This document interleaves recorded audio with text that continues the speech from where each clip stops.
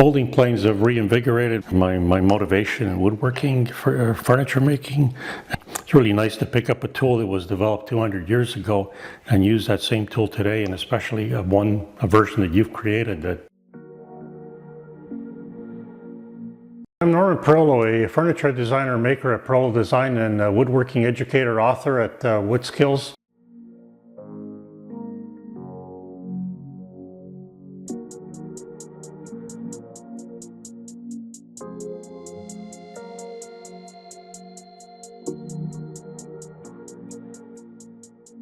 Hi, today I'd like to talk about molding planes, more specifically the hollows and rounds. And there's an assortment in front of me of approximately 16 hand planes or molding planes that I've just recently created, along with two earlier ones. These are the first two that I've developed, all this in the last 7 weeks or so. These are maple, and this is the wood I worked with originally. And you could consider these prototypes. This is a hollow and it's a round, so they're kind of matching. And I used, at the time I used existing irons from a couple of molding planes that I had. You'll find that in the world of molding planes, there are quite a few out there, but they're in very bad shape. The soles have been reground, so the plane is essentially shorter. And in doing so, and shortening the plane, the mouth area becomes much wider. You can see how wide this is. That's almost close to 3/8 to half an inch. Same with this, and look at the quality of the wood. So this is probably a poor example of the quality out there, but for the most part, they're not very good quality unless they haven't been used much. After searching and different sales groups for hand planes and making a few inquiries. They're few and far between the good, better quality ones, and they can get expensive at that too. Another thing is the irons have been worn down, because as the plane is shortened, the iron itself is worn down. And this is a good example of, here's one. This is one that I created, but I used the iron from one of the earlier ones, and I cleaned it up, but it's very short now. So so I've actually created a little bit shorter plane to match the original one.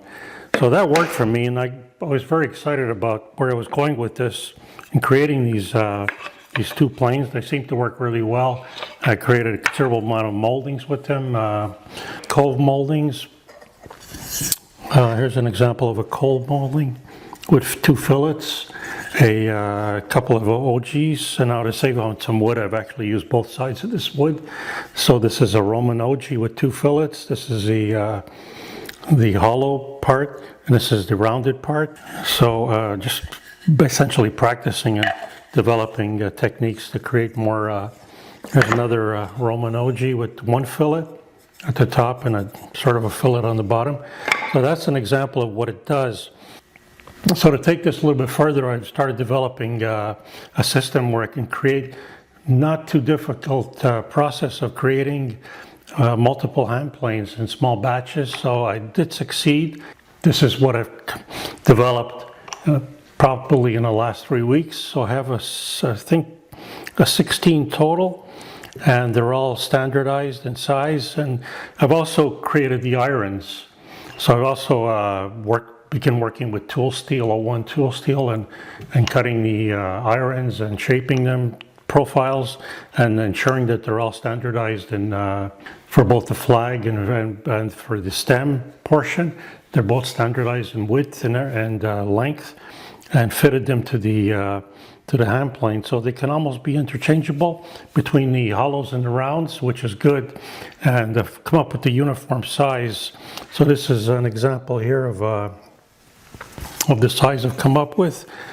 Now the Maker's Mark is my unique add-on contribution to this plane, but for the most part it's beech, solid beech. This is a hollow, and this is the ground iron that I created on my own. So I'll just use a plane hammer to loosen this off, back this off, and again we have the wedge with the finial, and this is all standardized also. So I create these, and I create the little part for the escapement for the shavings to get through.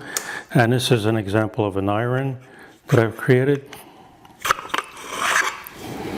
So that's an iron, that's for the hollow. So this is it's hollow ground, and it's specifically for this one plane. And again, these dimensions of the width are all standardized. I've both ground them down on a grinding setup and using metal files to create this. This is probably from a larger piece of 01 tool steel stock. It's considerable work just to create the irons, and I developed a system for that too, to speed that up and ensure that there's compatibility between the parts, between the irons. So that's an example of my molding plane, and it closely matches the existing molding planes from 200 years ago, for example, 150, 200 years ago. This is an incredibly bad version of one. It's all. So I managed to salvage the iron from this, which was good. And if I come across this type of plane, they're not repairable at all. I would say this particular one. Now, I have restored quite a few. I have about 16 or 20 or so that I've restored in the last 2 months also, and they're reasonably functioning, although the mouths might be a little bit too wide for my taste. So I managed to salvage the iron from both of these and create some new ones, the maple ones, the earlier ones, the prototypes, and then to subsequently create these 16 European beach versions. They're all standardized, so I've come up with a system on standardizing this. Now, what I'd like to mention today is all the lengths I've gone through to develop a system to create these, for other people to create these also. And I've also, in the process, developed a unique to me sticking board. Now, the concept of the sticking board is 200 years old, but this is my version. It plugs into a workbench, and it has adjustable hold downs. And I use this to create both the molding plane, the hollows and rounds, in this case, and rabbet planes soon. And I also use it for to attach the sticking, the molding to the. I can work with the sticking board, attach this, and work with some hand planes to create the hollows and rounds portion of the an OG or a cove, as I demonstrated or shown earlier. Here's an example of a cove. So if I set this up here, I did have an earlier video or two, and I describe how I create cove moldings using hand planes. So here's an example of a cove, and this is a cove, a round plane to create that cove. So that works really well, and this holds it in place. So I developed this in the process. So what I would like to do is both sell these as a pair, a round and a hollow, in limited quantities. As long as I'm producing very small batches, that's fine. But I also like to disseminate the information, the process I've developed into an online course on how to create hollow and round molding planes and possibly rabbet planes in the future. So I like to do that too, and I'm just trying to gain some feedback from people and see if this is something that appeals to them. So it would be a very comprehensive course, and I really simplified all the steps in the videos. Once I've created the videos or edited the videos, and I also talk about the metal work and how to create the shapes of the irons or the blades, and then subsequently harden the metal and temper the metal at the leading edge, the cutting edge, and also all about this, how to create this sticking board, which is plug into your own workbench, and this saves considerable time on setting up stops on a conventional workbench. This handles everything. The stops are built in, so you can create both the moldings and the hand planes. And the investment in wood and metal is all told about $15 for each hand plane, from my rough estimates, and maybe $20 if depending on the location you're in, or how hard it is for you to acquire the wood. And that's European beech. Maple would be quite a bit less. So this is almost quarter sawn, and so is this for the most part, close to quarter sawn wood. So that's something you need to invest in, and I would describe that in the course. So I would describe how to select the wood and how to cut the wood in the course, all the steps, every step. So this is something that's very doable. Any woodworker with a good background, with a reasonable background, could make their own molding planes, and then you can go from there and definitely not stop at hollows and rounds. I'm focusing on hollows and rounds because I find them the most versatile molding planes. You can create all kinds of profiles ranging from round profiles, cove moldings, and the most commonly available OG moldings. So you can do quite a bit. They're very versatile in that regard, just with hollows and rounds and a rabbet plane or a shoulder plane. And I demonstrate all the steps, and I've shown some in a couple of earlier videos. So this is where I am, and the investment in tools is very minimal. You'll need some tools to do this if you're going to make a few, but the investment will pay off when you have 2 or 3 or 4 of these molding planes of different sizes.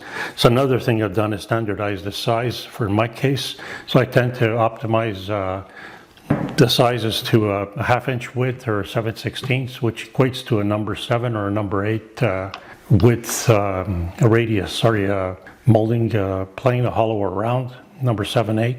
And that's, I find, the most versatile size also, but you can go narrower, you can go wider, and I find the wider molding planes, as I've described in an earlier video, are really better suited to architectural work.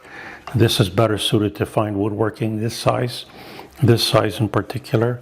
It's very narrow, so that's almost less than 1/2 inch, close to 7/16, so that would be a number 7. And the same with the hollow. And they are matched, so each of these hollows and rounds are actually matched, and we use, just give you a little bit of insight, I use one to create the other. So I'm looking forward to this online course, and I'm just trying to get some feedback from people on, is this something that would appeal to you? You almost guaranteed to leave with 2 hand planes at the end, at least 2 hand planes, one hollow and one round, with complete comprehensive step-by-step on how to do this. So I haven't really come up with a price yet. So if this is something that's of interest to people, please share your opinions in the comments, and we'll take it from there, and I'll finish developing the course. I haven't even started yet, and then come up with a reasonable price. But it's well worth with the investment of the course, the minimal investment in steel and wood. You have a series of hand planes after that are worth literally hundreds of dollars in today's dollars. To try to purchase them anywhere, there are relatively few molding plane makers left. I think in the US maybe 2 or 3 outfits, and they only make them available on demand. They're not readily available for the most part, from the little bit of research that I've done. So your other choice is to find molding planes in the used plane market, but then you're at the mercy of all the changes, all the openings that are very large, and the woods that's literally decaying. So if that purchasing 2 old ones would probably pay for the tools, the course, and a little bit of wood and metal.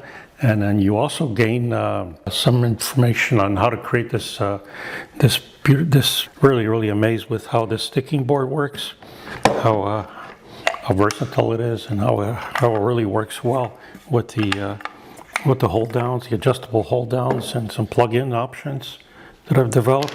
So that works. And you also learn about working with metal.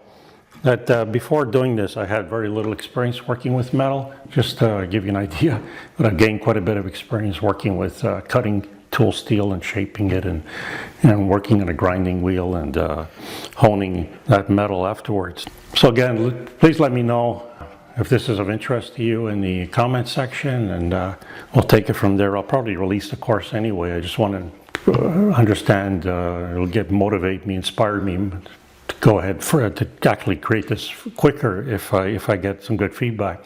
So thanks for watching, and I hope you take the time and open your eyes to the whole world of molding planes. So please subscribe to my YouTube woodworking channel, where I share more of my woodworking techniques, my woodworking philosophy, my thoughts on woodworking and all the challenges I've experienced, and I introduce some of the new forms of woodworking I've discovered.